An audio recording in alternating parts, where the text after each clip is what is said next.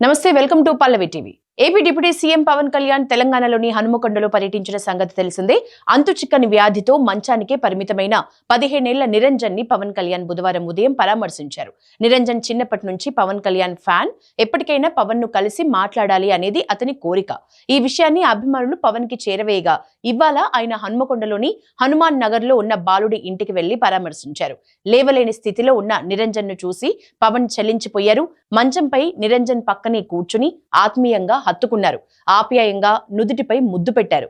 ధైర్యం చెప్పారు. నిరంజన్ గతంలో ఆరోగ్యంగా ఉన్న సమయంలో సినిమాల్లోని డాన్స్ స్టెప్స్ ని అనుకరిస్తూ చేసిన స్టెప్పులు, ఫోటోలని పవన్ ఆసక్తిగా చూశారు. ఇంట్లో వాళ్ళు, స్నేహితులు అంతా తనను చోటా గబ్బర్ సింగ్ అని పిలుస్తారని నిరంజన్ ఆనందంతో చెప్పగా పవన్ కళ్యాణ్ ఎంతో సంతోషించారు. పవన్, నిరంజన్ మధ్య జరిగిన ఒక సంభాషణ అందరి హృదయాల్ని తాకింది. నిరంజన్ తో మాట్లాడుతున్న సమయంలో పవన్ కళ్యాణ్ అతనికి ప్రత్యేక హామీ ఇచ్చారు.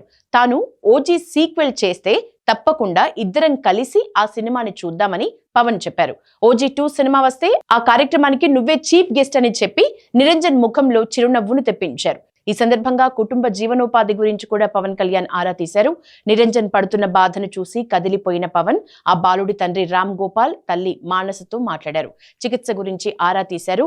భగవంతుని ఆశీస్సులు ఉంటాయని, తిరుమల వెంకటేశ్వర స్వామి శేష వస్త్రాన్ని ఆ బాలుడికి కప్పి తీర్థ ప్రసాదాల్ని అందించారు. వైద్య ఖర్చుల నిమిత్తం పవన్ కళ్యాణ్ తక్షణ సాయంగా ₹1,00,000 ఆర్థిక సాయాన్ని కుటుంబ సభ్యులకు అందజేశారు.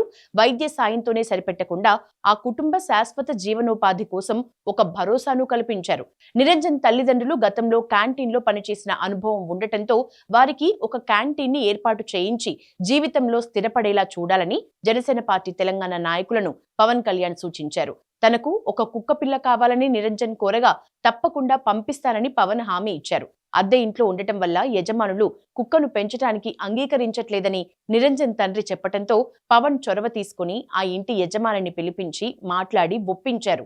అభిమానిపై పవన్ కళ్యాణ్ చూపిన ప్రేమ, ఆప్యాయత ప్రస్తుతం సోషల్ మీడియాలో నెటిజన్ల ప్రశంసల్ని అందుకుంటోంది.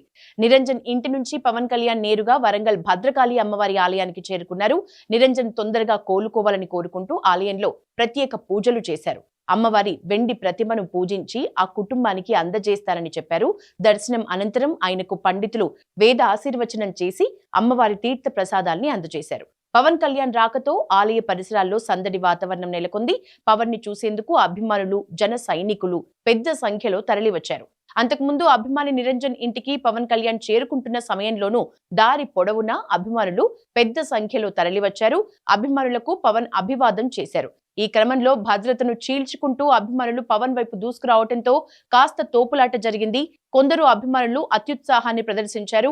నిరంజన్ ను పరామర్శించి పవన్ బయటికి రాగానే ఆయనతో ఫోటోలు దిగేందుకు చుట్టుముట్టారు. ఈ క్రమంలోనే ఓ యువకుడు దూసుకు వెళ్లి పవన్ ను గట్టిగా పట్టుకున్నాడు. దీంతో ఆయన కింద పడబోగా సిబ్బంది పట్టుకున్నారు. ఈ వీడియో సోషల్ మీడియాలో వైరల్ అవుతోంది. మరోవైపు వరంగల్, హన్మకొండ పర్యటనకు పూర్తి సహాయ సహకారాలు అందించిన తెలంగాణ ముఖ్యమంత్రి రేవంత్ రెడ్డి, రాష్ట్ర ప్రభుత్వం, పోలీస్ శాఖకు పవన్ కళ్యాణ్ థాంక్స్ చెప్పారు. తెలంగాణ ప్రజలు తనపై చూపిస్తున్న ప్రేమ, ఆప్యాయత, అభిమానానికి ప్రత్యేకంగా ధన్యవాదాలు అంటూ ఎక్స్లో పోస్ట్ చేశారు.